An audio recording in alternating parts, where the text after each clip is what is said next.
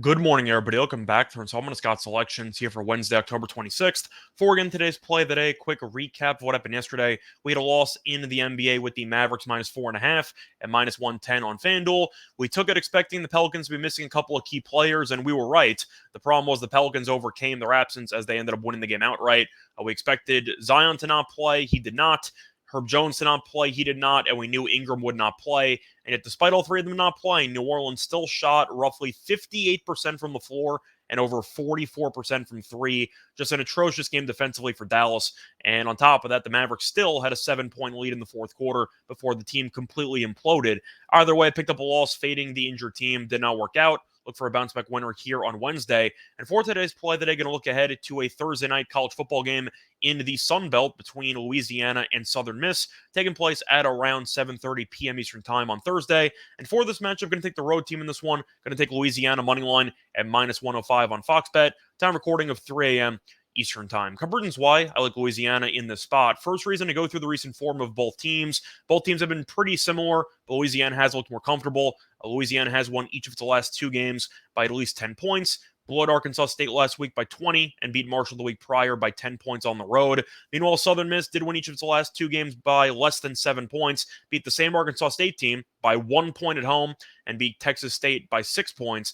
But I feel like Louisiana is extremely underrated because of the offensive changes they made during the course of the season. Early on, the offense was completely broken with Fields behind center. However, they did switch quarterbacks, and they've been really good ever since because they brought in Woldridge. And so far, since he's taken over the starting job, he's been very good. 986 passing yards, 10 touchdowns compared to 1 interception. He's also only been sacked 4 times. So he's been very good. Again, the ball out of his hand quickly. He's made very good decisions, and he definitely has helped jumpstart this offense where this team has actually been pretty, I'd say, solid on the offensive end compared to the first couple of weeks. Plus, Louisiana should have some reinforcements because they were without their leading running back and their starting running back for the last couple of games. And Chris Smith is supposed to be back in the lineup. He did miss the last 2 games because of a lower body injury. And in his career, he's been very effective. He is a career 6.1 yards per carry. So I do think he should help provide another spark on the ground game for Louisiana to complement the passing game with Woldridge. And I think Louisiana's offense should surprise some people moving forward. But to go through Southern Miss's offense, they are also using a quarterback who was not the starter when the season began. The only difference is their backup quarterback, who became the starter, is really not that good. And originally this season, they were supposed to use Ty Keys. However, he did get hurt against Tulane. And since then, they have Zach Wilkie, who's been the quarterback, and he's been pretty underwhelming. 979 passing yards, which is okay.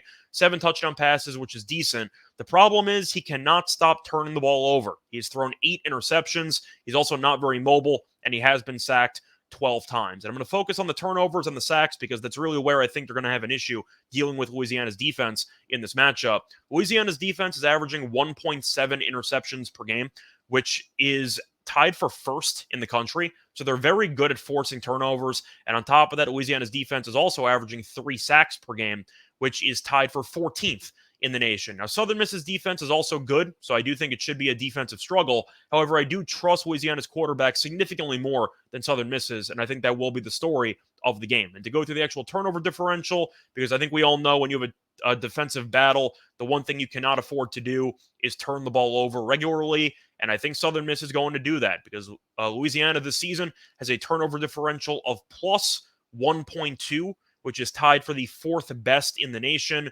Meanwhile, Southern Miss on the opposite side of the spectrum, Southern Miss has a turnover differential of negative 1.5, which is the 3rd worst in the nation. So I do think in a game with a total in the low 40s, should be a defensive battle. I think first team to 20 probably wins. I do think Louisiana has a better chance of getting to that number because of the quality quarterback play and the fact that their starting running back is back in the lineup. But with a really just turnover-prone quarterback who also takes a lot of sacks against this elite-level defense, I think Southern Miss is going to hang around but not do enough to actually win the game. I think Louisiana's defense has enough in the tank to force some turnovers, maybe even a pick 6, but at least to set up the offense with maybe a short field or two. And I think eventually Louisiana should find a way to win this game. So play that once again here for Wednesday, October 26th. Is going to be on Louisiana money line at -105 on Fox Bet. Bye, everyone.